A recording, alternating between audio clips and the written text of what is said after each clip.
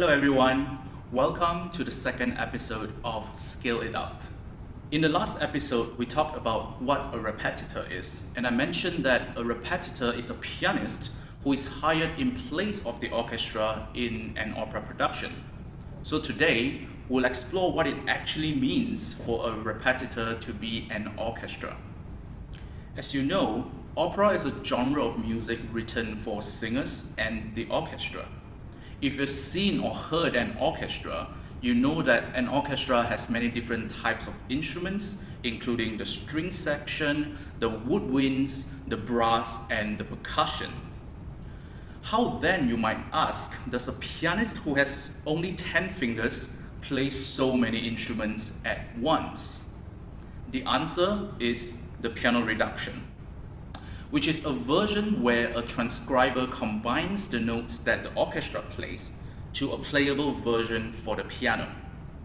It is then the repétiteur's job to know which part of the reduction belongs to which instruments of the orchestra for us to be able to imitate their sounds on the piano. Here I'll show you a few examples to see how we imitate the sounds of the orchestra on the piano. The first example, the French horn is actually playing a solo.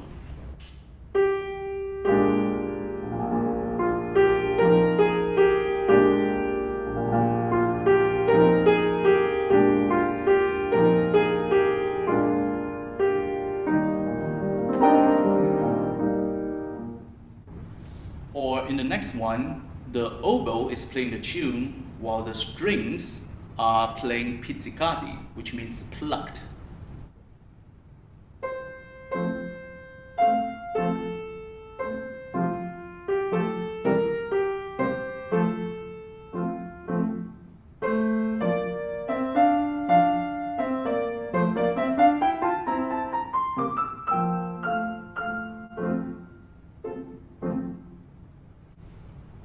Or in the third excerpt, the whole orchestra is soaring passionately to support Prince Kuala saying "Vincerò," which means "I will win."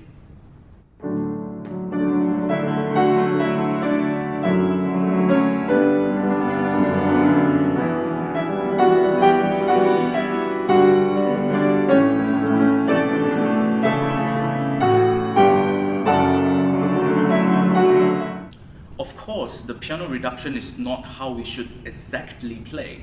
In fact, very often, a repétiteur will make adjustments to the reduction, just like what I did in one of the examples shown earlier, if you've noticed.